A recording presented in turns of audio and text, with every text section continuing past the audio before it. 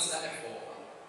Tem algumas pessoas que elas não comemoram, elas entendem que não que não tem nada de demais comemorar a reforma. Né?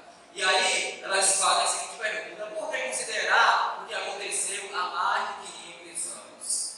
Por que devemos considerar o evento que aconteceu há mais de 500 anos? Infelizmente, meus irmãos, um número incontável de evangélicos brasileiros, eles parecem não saber da relevância, da importância da reforma protestante. E por incrível que pareça, tem muitas pessoas, tem muita gente, meus irmãos, que considera Martinho Lutero, João Calvino, Eurípides Zwingli como meros coadjuvantes na história, né, da igreja. Se você perguntar para as pessoas assim, quem foi Martinho Lutero? Quem foi João Calvino? Elas não sabem informar. Talvez também vocês não saibam, né, informar, mas vocês estão aqui hoje para aprender quem foram esses homens, tá? Que foram usados por Deus. Terceiro aí, outros acham que a reforma moderna nada tem que nos ensinar. Muitos não estudam a reforma por medo do conhecimento vago, por falta de informação, ou por não aperceberem da sua importância na vida da igreja e da comunidade. Teve um grande teólogo, né, chamado Martin Lloyd Jones, que ele disse que tem dois tipos de argumentação entre aqueles que criticam a reforma. A primeira argumentação é aquelas pessoas que dizem que a reforma nada tem a nos ensinar. Esse é o primeiro grupo. Não, eu não tenho nada o que aprender com a reforma.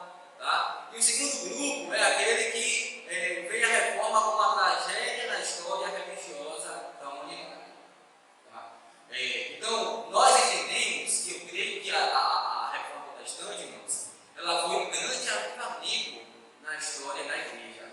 Okay? Então, foi um período muito importante, desde o tempo aí de Cristo, dos apóstolos, foi o período mais importante da história da igreja, foi a reforma protestante. E que houve um grande avivamento em que as pessoas elas retornaram à leitura da Bíblia Sagrada, em que elas retornaram ao Evangelho puro e simples do nosso Senhor Jesus Cristo.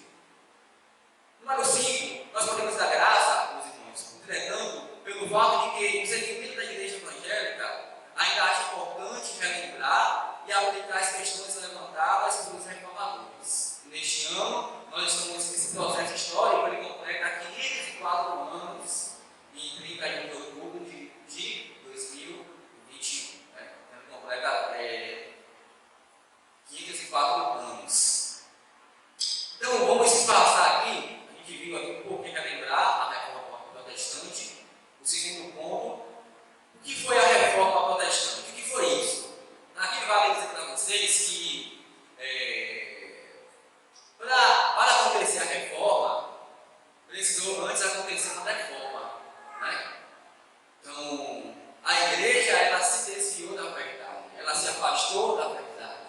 E isso começou logo cedo, logo nos primeiros anos da igreja cristã, século II, século III, a igreja ela começou, meus irmãos, a se desviar do verdadeiro evangelho. E a cada ano ela ia se tornando mais herética. E aí vocês têm ali no quadro de exposição, né, o desvio da igreja até a reforma protestante. Tá? Isso aí começou logo cedo. Então, foi necessário haver uma reforma. E vários homens de Deus eles tentaram, de uma forma ou de outra, né, fazer uma reforma dentro da igreja católica. Aqui também vale ressaltar para os irmãos, eu falei ontem, que alguns católicos eles estavam dizendo que a igreja católica é a mais antiga. Vocês já ouviram isso? Não, mas a minha igreja é mais antiga do que a sua. Na verdade, a igreja mais antiga é a igreja de Jerusalém. Então você leva ele lá para Atos 2, quando a igreja ela nasce ali, né? Em Jerusalém, a igreja mais antiga. Tá? Então, para conhecido, ele nasce ali mais ou menos no ano 325 depois de Cristo, com Constantino. Então, a reforma iniciada no século XVI, com Martinho Lutero, na Alemanha, ela foi um movimento cristão, meus irmãos, e o protesto contra diversas fontes da doutrina da Igreja Católica. Propõe então uma reforma do catolicismo romano, como segundo ponto aí. O tradicionalismo da Igreja havia superado a autoridade da palavra de Deus, afetando inclusive a questão da justificação. E aí, quando a gente for estudar sobre a justificação pela fé, ou pela FIB, nós vamos entender melhor essa questão aqui, tá? Então, é importante salientar que a reforma, meus irmãos, ela não foi um movimento de desvio da igreja. Muito pelo contrário. A reforma, ela objetivou o retorno ao cristianismo bíblico puro, né, a palavra de Deus. E, justamente, no dia 31 de quê? De outubro de 1517, Martinho Lutero, né, às vésperas do dia de Todos os Santos, ele vai lá e ele fixa as 95 teses na porta da igreja que fica em Berg, elucidando os abusos e as corrupções ligadas às indulgências, que era a obtenção de perdão pelos pecados, né, pela confissão e contribuição da Igreja Católica Romana. Um outro ponto aqui de destaque é que esta data, ela foi uma data que Marcos Lutero escolheu, pelo fato de ser um dia antes do dia de Todos os Santos, uma data estratégica. Por quê? Porque era muito normal as pessoas elas revisarem alguma coisa além do portão da igreja, entendeu? Então, por exemplo, os estudantes, quando eles queriam debater algum assunto, eles chegavam lá e eles fixavam lá o tema que eles iriam debater. Então, isso era muito normal o que Martinho Lutero ele fez. Então, ele chegou lá, ele foi e colocou lá as suas 95 teses, tudo ali contra o purgatório e as indulgências, ok? Então, como eu sigo, a reforma ela trouxe de volta as escrituras e o evangelho pregado pelos apóstolos. Os reformadores, eles trouxeram de volta as doutrinas fundamentais do cristianismo, que ao longo do tempo essas doutrinas foram se perdendo, tá? E, meus irmãos, elas são resumidas nos 5 solas. Já falei para vocês, são frases latinas, que significa somente, ok? Então, elas surgiram também para enfatizar a diferença entre a teologia reformada e a teologia romana. E quais são as grandes ênfases da reforma? Nós temos 5. Sola Escritura, Deus ele fala somente na Escritura. Sola Fide, a justificação pela fé somente. Sola Gratia, nós somos salvos somente pela graça e merecida de Deus, que vem aos pecadores somente por meio de Cristo, que nós temos aí os solos cristos, e por fim o solo de glória, que a Deus somente a glória. Então esses são aí os solos. Uma informação que eu coloquei para vocês aqui, que é muito importante, quando a reforma ela começou. A data tradicional, irmãos, é 31 de outubro, como vocês já sabem, eu vou estar sempre falando aqui na fixada de vocês, de 1517, tá? Mas o propósito dele, de Martinho Lutero, quando ele fixou essas teses, não foi uma reforma, mas foi um debate sobre os 95 pontos da reforma, principalmente sobre a vida e indulgências. Então, vocês têm ali um material sobre as 95 teses, vocês podem ler depois, tá? E é verdade que, meus irmãos, a ação do Martinho Lutero, ela desencadeou uma série de eventos que conduziram à reforma. Mas somente a rebeldia de um monge não teria começado sozinha uma reforma. E alguns historiadores, eles dizem que Lutero ele foi um fósforo que acendeu um fogo que estava sendo alimentado há séculos. E nós vimos isso ontem com os reformadores, lembram? O John Wycliffe, o John Hus e o Jerônimo Savonarola. Então eles aí, teve outros também antes deles, né? Mas assim, os mais que nós vamos focar foram esses 3, que eles tentaram uma reforma da Igreja Católica, não conseguiram, mas eles abriram o caminho. E tanto é que o John Hus, que acho na quarta-feira, a vida dele, ele foi morto, né? Ele foi queimado vivo. Então eles amarraram ele na fogueira e queimaram ele vivo. Antes de ele morrer, ele disse uma frase assim, que vocês estão matando um ganso, que o nome Hans quer dizer ganso, né? Vocês estão matando um ganso, mas daqui a um tempo virá um cisne e que vocês não terão, né, autoridade, poder, né, sobre ele. Então ele estava descrevendo de uma forma talvez profética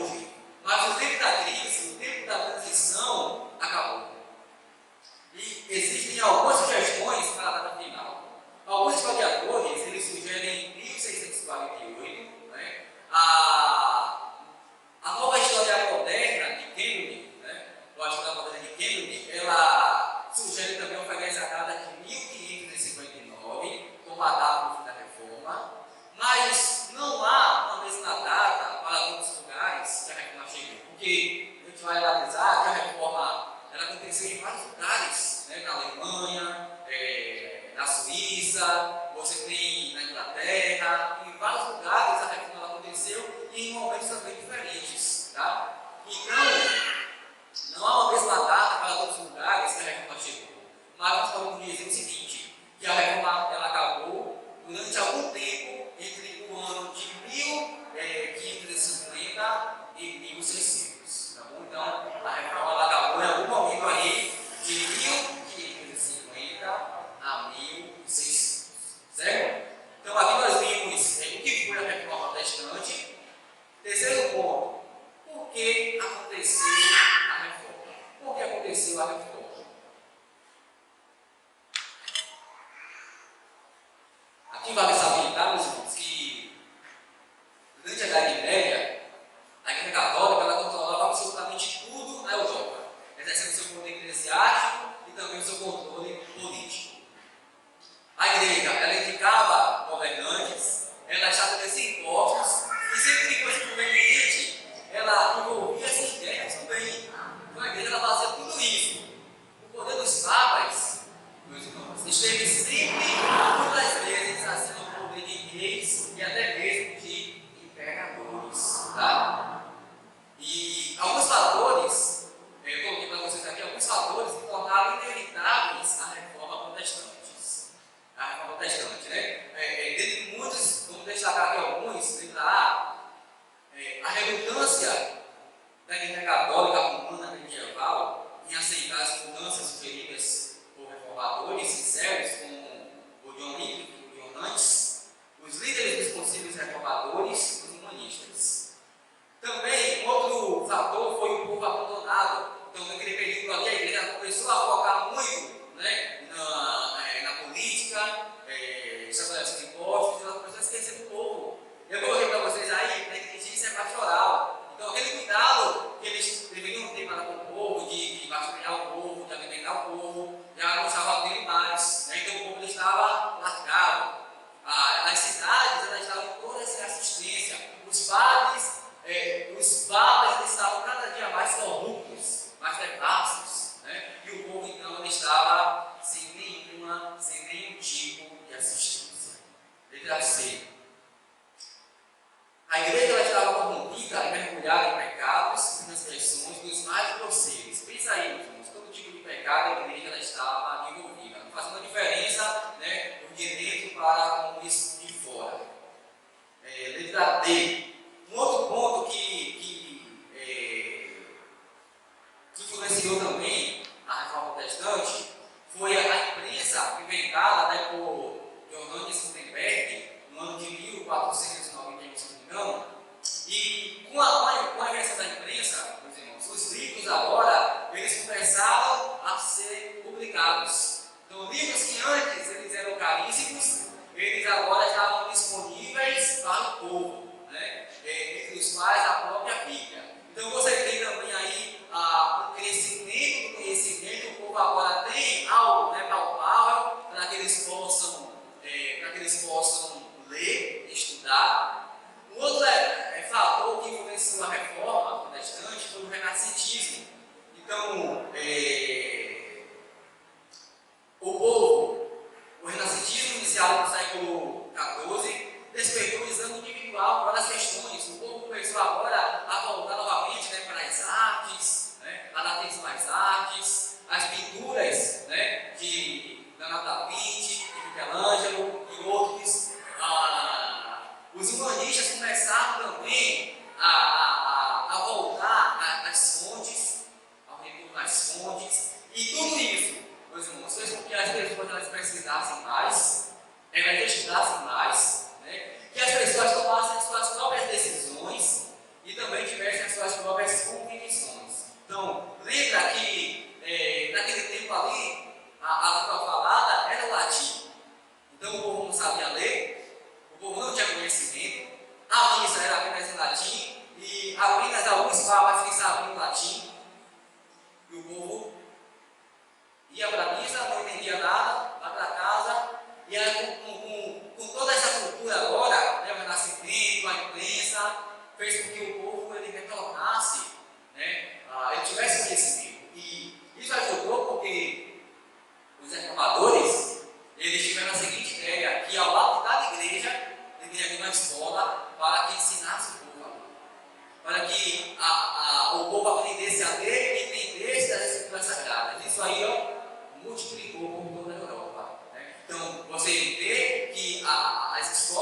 começaram justamente com os reformadores, ensinando o povo a ler, tá certo?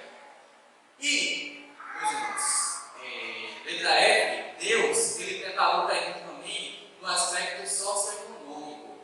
A Igreja Católica, irmãos, ela se tornou mais ousada e menos criteriosa no levantamento de recursos, né? E o que levou então à venda de cargos eclesiásticos, à contemplação de relíquias e à comercialização das famosas indulgências, que foram a causa imediata da crítica de Martinho Lutero. Então, Martinho Lutero, ele foi visitar, né, a catedral, ele viu essas coisas e ficou assustado, aterrorizado. E tudo isso que nós falamos, a faísca, ela só veio no século XVI com o Papa Leão X. Então, ele queria construir a Basílica de São Pedro, só que ele não tinha recursos. Então, o que ele fez? Vamos pensar a cara dele, peraí, vamos aqui usar as inteligências, né, para que a gente possa levantar fundos para construir a Basílica de São Pedro. E esse ponto aqui, né, foi quando a igreja lá atingiu o seu auge. Né? Todos foram pregar mais conhecidos da igreja. E teve um padre dominicano chamado Giovanni, né, o João Texas, ele pregava sobre as indulgências, irmãos, um grande exibicionismo. E os historiadores dizem, né, uma frase muito famosa dele, era a seguinte, que ele dizia que cada vez que a moeda ela caía no cofre, né, uma alma saía do purgatório. Ele chegava lá e dizia assim para as pessoas: olha, vocês estão ouvindo? Olha o som dos seus entes queridos aqui, ó, gritando no purgatório. Então vem aqui, compre, para que ele não fique purgando tanto tempo.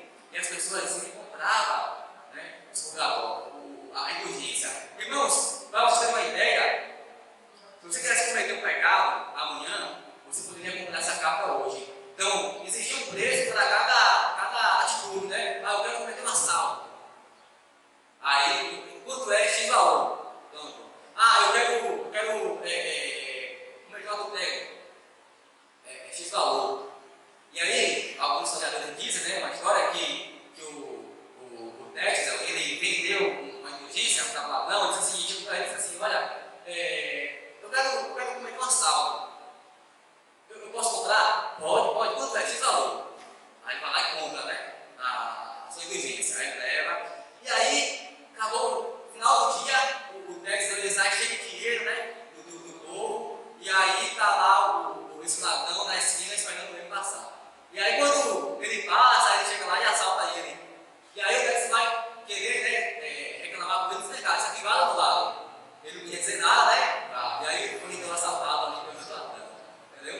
Mas pensa que era algo, meus irmãos, terrível, e que Martinho Lutero ele ficou muito irritado quando viu, né, essas coisas. Quando você lê as 25 textos, você vai perceber que ele várias vezes ele bate, né, nesse texto da indulgência, do purgatório. Então, no dia 31 de outubro, novamente aqui mostrando para vocês, ele fixa as 25 teses, criticando a conduta da Igreja Católica. E, meus irmãos, os textos, ele denunciavam a deturpação do Evangelho, a venda de indulgências, a corrupção, o enriquecimento ilícito e a falta do celibato clerical. Tá? Então, foi culpado todas as coisas aqui que Martinho Lutero de pessoas não teses à volta da igreja. Além também, meus irmãos, das denúncias chamando o cristão ao arrependimento e à fé. Tá? Então, eu falei para vocês na semana passada, eu repeti aqui, que a igreja, ela, durante um bom tempo, ela entendeu essa palavra de arrependimento de uma forma equivocada. Na tradução que o Jerônimo ele fez, da Vulgata Latina, né? Então, ele traduziu essa palavra arrependimento para o latim, e lá na Vulgata Latina está penitenciários. Quando as pessoas elas ouviam essa palavra, né, elas achavam que elas tinham que fazer algum tipo de penitência. Inclusive, Martinho Lutero, ele fazia algumas penitências.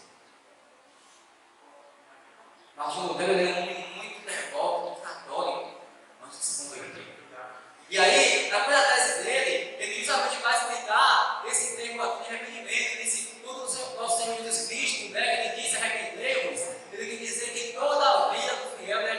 contínuo arrependimento. Essa é a primeira tese. Nada de penitenciários, e você percebe que ao longo da história da igreja, do século IV até hoje, pelo fato de uma tradução equivocada, errada, né, do original, o povo ele continua, né, cometendo o mesmo equívoco, o mesmo erro. Isso nos ensina, meus irmãos, que nós não podemos desprezar as línguas originais, o grego, o hebraico.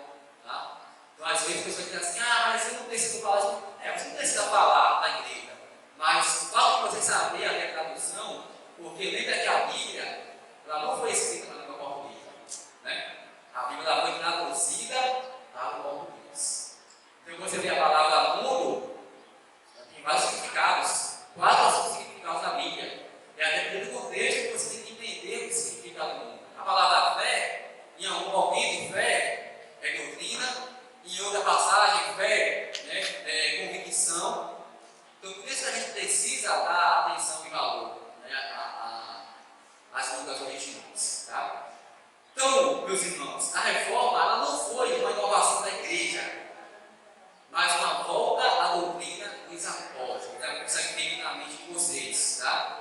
Não foi um desvio de volta, mas uma volta às Escrituras.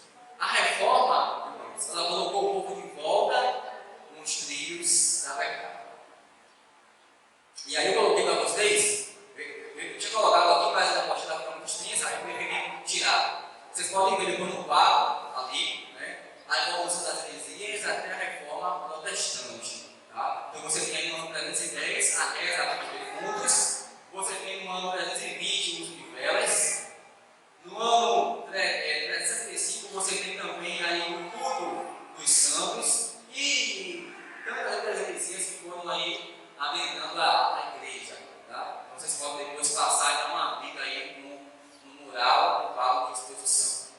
Ok, então isso tudo nos leva a analisar agora a mensagem da reforma para os dias de hoje. Se tem pessoas que dizem assim: bom, a reforma nada tem nos ensinar. Então, preste atenção que você vai observar que ela tem muita coisa a nos ensinar. Né? E vamos aprender aqui a mensagem para os dias de hoje no quarto ponto.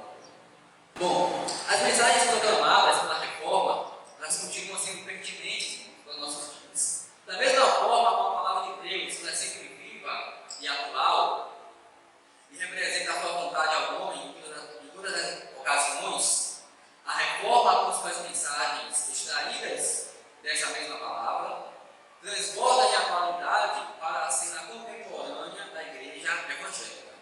E aqui eu queria trabalhar com vocês alguns pontos que foram pregados pelos reformadores e a sua aplicação presente para nós hoje.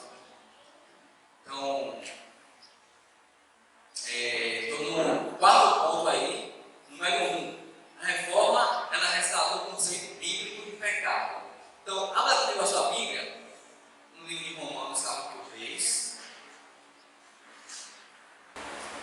Versículo 9, Paulo, ele mostra aqui que a condição do homem, irmãos, é desesperadora sem Deus.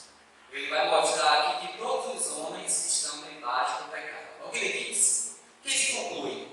Temos nós qualquer vantagem? Não, de forma nenhuma, pois já temos demonstrado que todos, tanto judeus como gregos, estão debaixo do pecado. Como está escrito, não há justo nenhum sequer,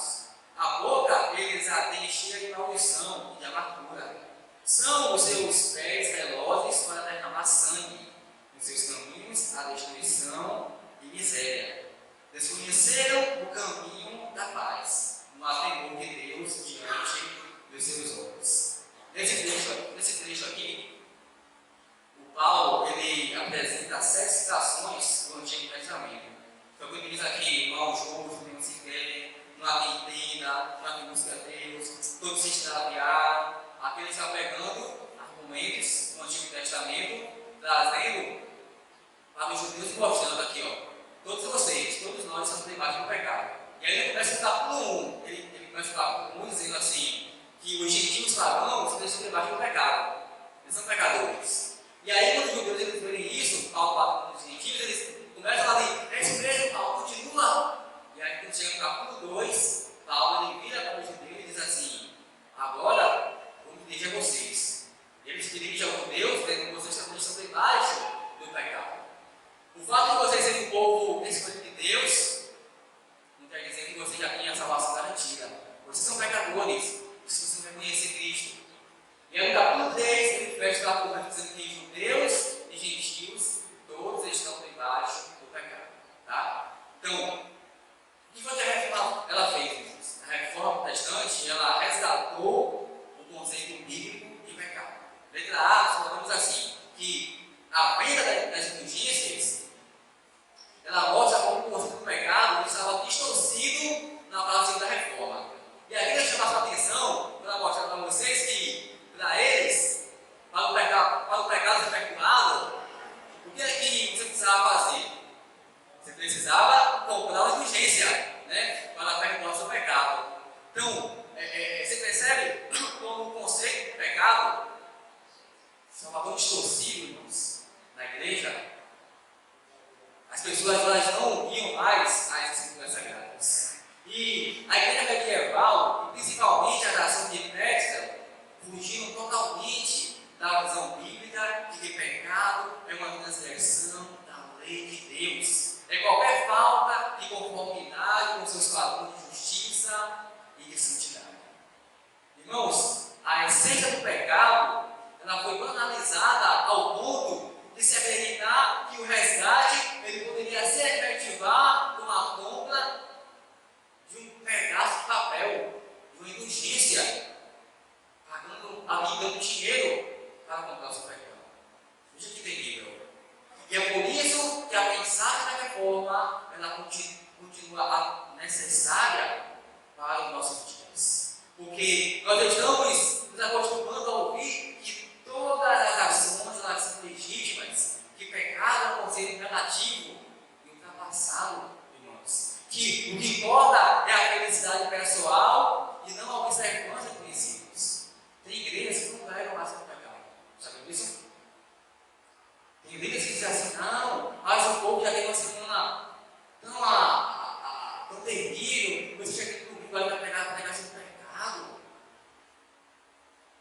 Tem igrejas que não pregam mais sobre pecado. É por isso que essa mensagem é atual. Porque as igrejas elas estão voltando novamente ao que aconteceu na Idade Média. Uma outra roupagem, mas o conteúdo continua sendo o mesmo. Número 2, a reforma também ela pregou a doutrina da justificação pela personalidade. Irmãos, foi lendo, estudando Romanos, Gálatas, Hebreus, que Martinho Lutero ele entendeu que a justificação ela não vinha mediante, né, você fazer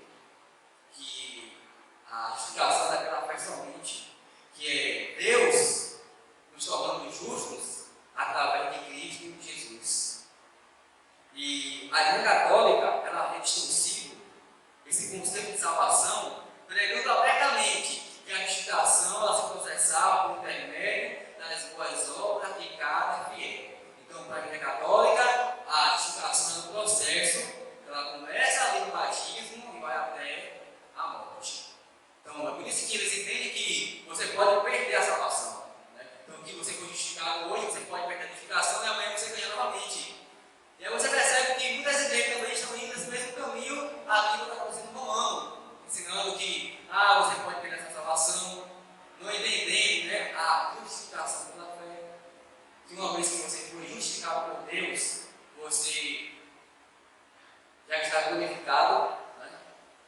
Aguardando apenas aí o reino de Cristo. Então o Lutero, ele, lendo a palavra, ele verificou o quanto distanciada essa pregação estava das verdades bíblicas. Que a salvação, irmãos, é uma graça concedida mediante a fé, e que até esta fé não vem de nós, essa fé ela vem de Deus, ela não vem do ser humano, para que ele possa dizer assim,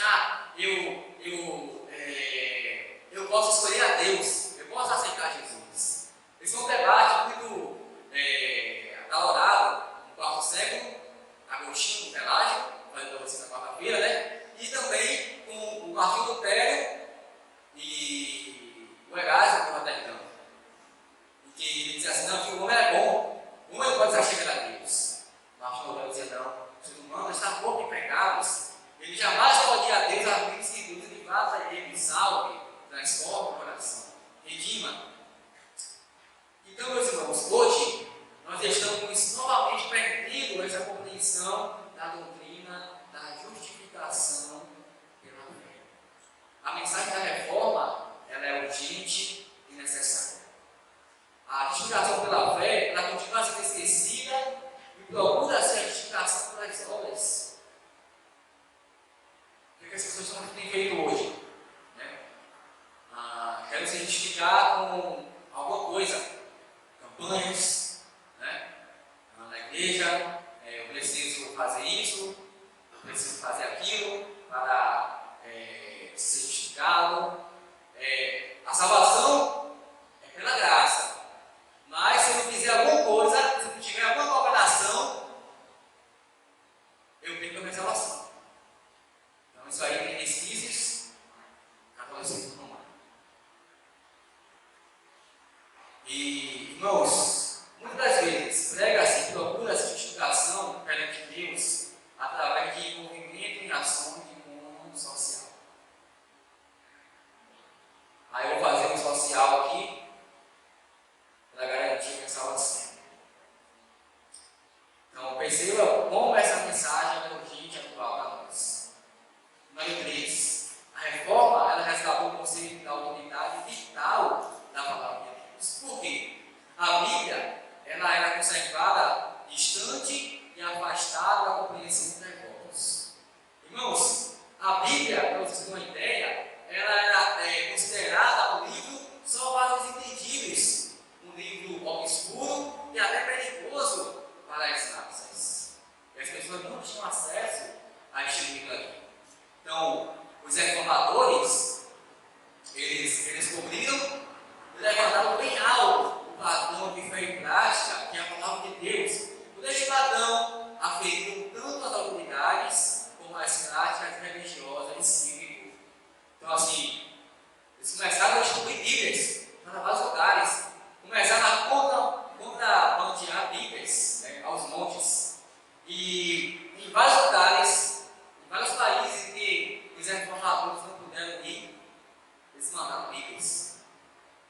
E depois, anos depois, quando missionários chegaram nesses lugares, pessoas já tinham conhecido da Bíblia. O terreno já estava preparado, eles só precisavam pregar a palavra ali, o morro se converter. Então, a Bíblia, ela é viva, eu acho que foi Napoleão que falou isso, ela é viva e fala a mim. Ele dizia, ela tem pés para responder em mim, tem mãos que pega. Mas esta palavra ela é viva e atual. E relevante, ela tem o poder de modificar as nossas vidas. O mundo, irmãos, ele está se matando hoje. Isso é uma regra de fé e prática. Mas não é somente no mundo, não. Várias igrejas evangélicas também. Elas estão voltando a enterrar o seu patrão em meio ao futuro místico e pseudo-espiritual. É o copo de água, né? É a rosa ungida, é o sal ungido, é o feijão ungido, é o óleo ungido, é a campanha, né, de 7, sexta-feira, terça-feira, não pode ser segunda nem quarta, tem que ser terça, tem que ser 7 também. Então a igreja está desviada da verdade da palavra de Deus. É por isso que essa mensagem da reforma ela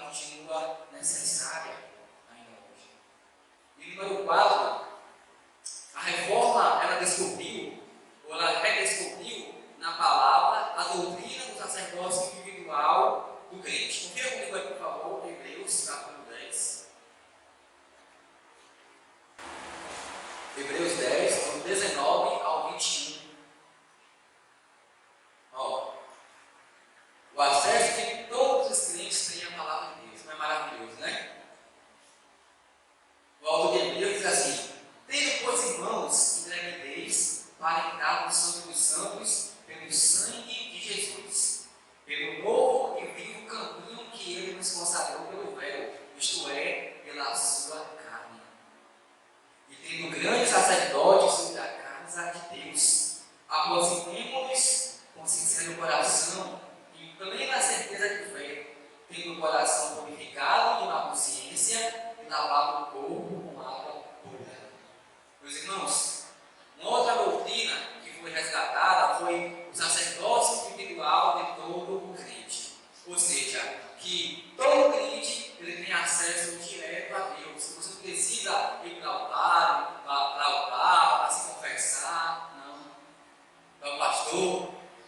Você tem acesso direto a Deus. Tá? E essa doutrina também apresenta a pessoa de Cristo como único mediador entre Deus e os homens. Não é Maria, não é José, não é João, não é padre, não é papa, não é pastor, não é bispo, não é apóstolo, não é apostila, não é ninguém. É apenas Cristo e este ressurreto. O único mediador de Deus e dos homens é Jesus Cristo, homem. Paulo diz lá em Timóteo 2,5. Tá? Então, meus irmãos, ela apresenta essa doutrina aqui que Cristo é o único mediador, concedendo a cada salvo acesso direto ao trono por intermédio do sacrifício de Cristo na cruz e pela operação do Espírito Santo no homem interior. Então, estas são aqui as mensagens da reforma para o dia de hoje. Né? Um resgate do conceito do pecado, um resgate da doutrina da justificação pela fé, um resgate do conceito da autoridade vital da palavra de Deus e um resgate do sacerdócio universal de todo o crente. Ponto 5 aí. Quinto ponto. Considerações práticas sobre a reforma e os reformadores. Irmãos, aqui vale salientar que o nosso apreço pelos reformadores e pelas suas doutrinas não deve nos levar a uma visão utópica, uma visão idealista, com relação aos seus personagens principais. Não é que nós somos estereótipos desses personagens de Lutero, Calvino, que nós abraçamos tudo que eles falavam. Não fazemos isso. Tá? Então, nós devemos reconhecer seus feitos, mas também as suas limitações, os seus pecados, os seus erros. Só que é na compreensão da falabilidade humana, meus irmãos, que nós detectamos a mão soberana de Deus, a sua soberania, empreendendo os seus propósitos na história da igreja e na vida também desses homens. E aqui eu queria destacar algumas coisas que vale a pena a gente mencionar aqui. Tá? O primeiro ponto é que Lutero ele foi um homem falível.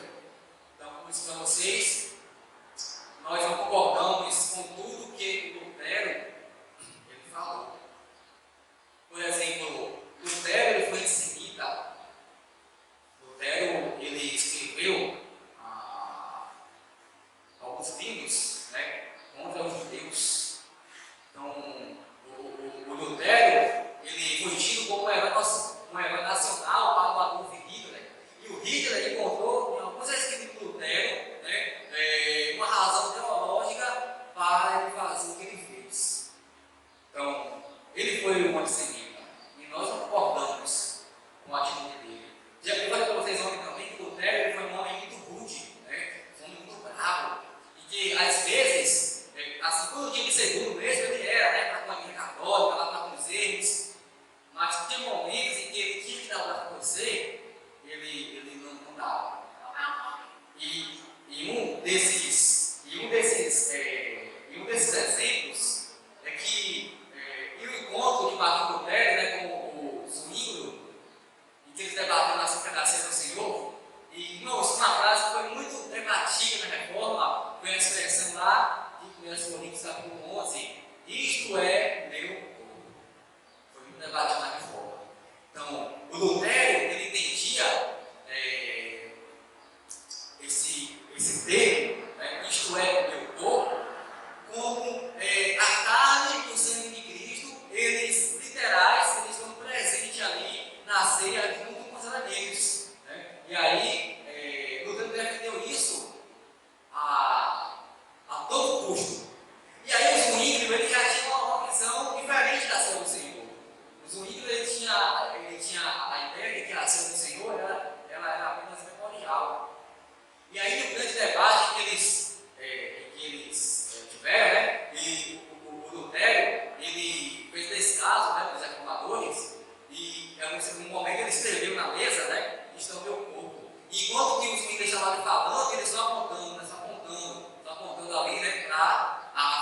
dele. Então, tipo assim, ele não estava dando atenção, ele foi muito orgulhoso com relação a isso. Né? E aí, depois, um grupo, né, de reformadores se juntaram e disseram assim: olha, em algumas coisas nós concordamos, mas nós percebemos que essas coisas não são vital para a salvação. Que a gente pode caminhar juntos, mesmo concordando com isso aqui, né?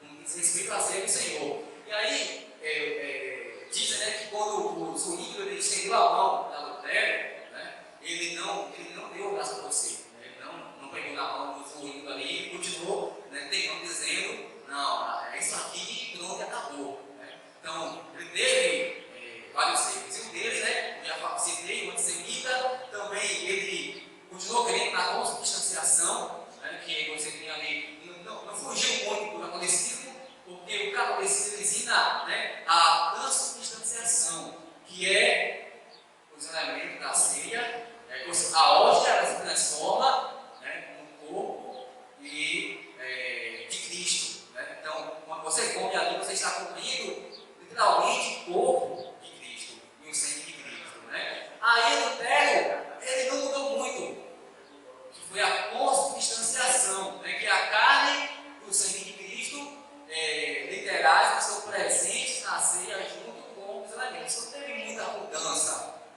Aí já veio Calvino com a sua presença espiritual, que Cristo ele está presente de forma espiritual ali, né, nos elementos da ceia do Senhor. Que não é literal, né, não é literalmente, mas está presente de forma espiritual. E o Zwinglio, ele trouxe a ideia da ceia do Senhor que, né, é apenas um memorial. Então você percebe que todos eles tiveram erros, que nós não concordamos, seguimos a risca ali tudo o que eles falaram. É por isso que nós não seguimos, nós não somos reformados. Isso aqui eu vou falar mais à frente, né? Mas nós não somos reformados, nós não abraçamos o pacote completo da reforma. Tá? Então, a nossa doutrina da soteriologia da salvação, ela é calvinista, ela é reformada. Mas nós não somos reformados. Porque quando você fala reformado, você está abrangendo todo esse pacote aqui da reforma, batismo infantil, né? E tantas outras coisas aí.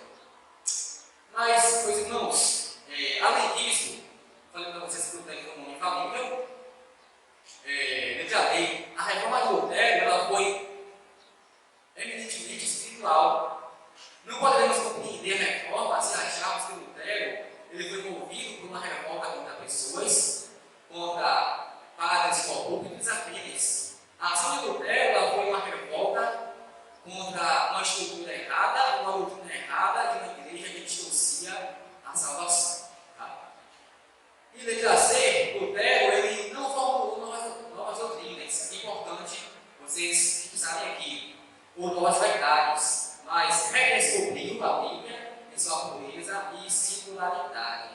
Então, irmãos, as 95 teses, elas representam coragem, desentendimento, uma preocupação legítima com o estado decadente da igreja e uma busca dos verdadeiros ensinamentos da palavra. Mas só que é um erro a gente achar que a reforma ela marca a aparição de várias doutrinas nunca antes formuladas. Tá? Então, a palavra de Deus, cuja doutrina ou cujas doutrinas estavam soterradas sob o intuito da tradição, é que foi então resgatada.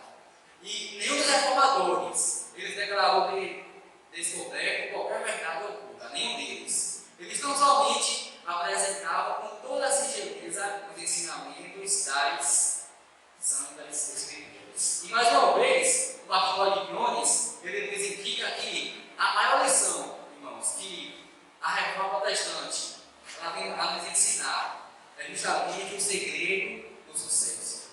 Na história da igreja e das coisas do Espírito, é justamente você olhar para trás. Então, ele diz que Lutero e Calvino, diz ele, foram descobridos, que estiveram redescobrindo o que Agostinho já tinha descoberto e que eles tinham esquecido. Certo? Então, nenhum deles inventaram doutrinas novas. E também nós não pregamos doutrinas novas. Né?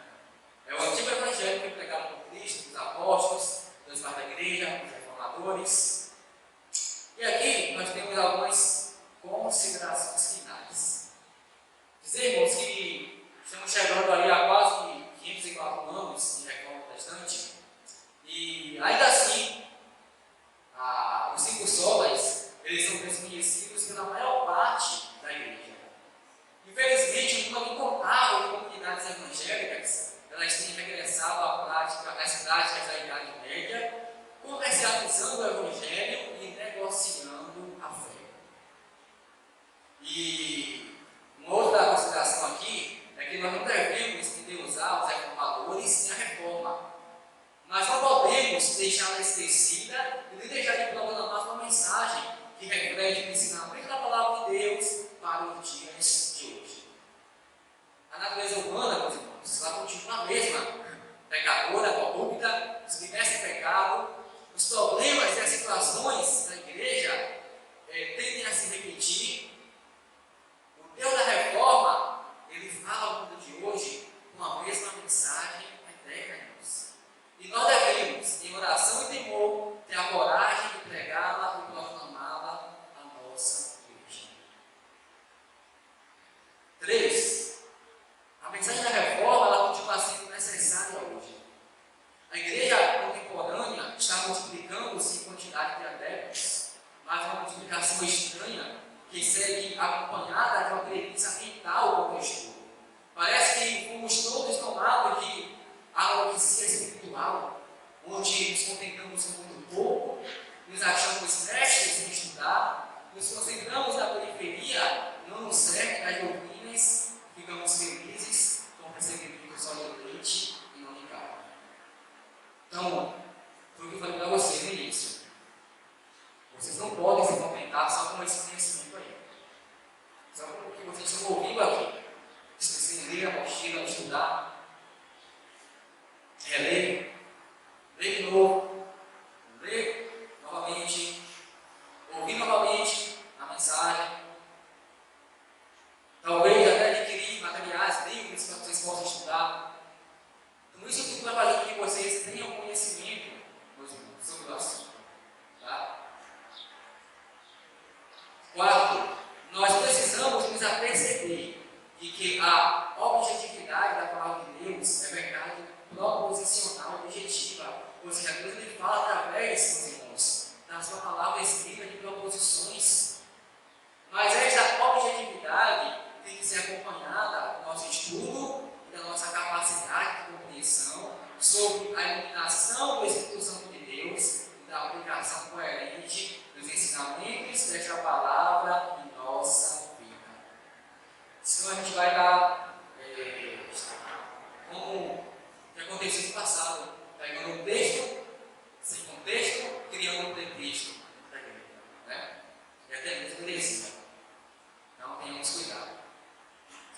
Meus irmãos, meu desejo de oração é que Deus ele use esta série de estudos para a sua glória, mas também que ele use este material que eu vou mostrar ao longo desse mês. A gente estamos gravando, os objetivos da SEC é divulgar o canal, vocês possam divulgar para outras pessoas, e que este material, desperte, ele traga, primeiramente para nós, depois para os demais, que é o tratamento do Espírito, que ele traga para nós, para esta oração, e um retorno a Deus, um retorno ao Evangelho puro e simples do Senhor Jesus Cristo. Mas também, este material é um dado de alerta à igreja evangélica brasileira. Infelizmente, a igreja está se afastando da verdade e perdendo a sua relevância, oferecendo ao povo o que o povo quer ouvir, porque é pragmatismo. Então, tipo, se isso aqui está certo, eu não estou me preocupado se é bíblico ou não, vou trazer para a igreja, vou atrair as multidões. Então, está assim hoje, e vocês têm esta responsabilidade de vocês fazerem como os reformadores, vocês transmitirem esta palavra, transmitirem este ensinamento, este material para outras pessoas que vocês conhecem. Tá? Então, nós precisamos de um retorno urgente às Escrituras Sagradas. E eu creio que se quisermos da Bíblia, nossa única regra de fé e prática, e redescobrirmos as antigas doutrinas ensinadas pelos reformadores, nós poderemos então experimentar uma mudança radical na igreja evangélica brasileira. Amém? Aí segue a bibliografia que foi usada para produzir esse material. Nós vamos orar e em seguida deixar aberto para que os irmãos poderem fazer suas considerações. Nós te louvamos, Senhor, por este estudo.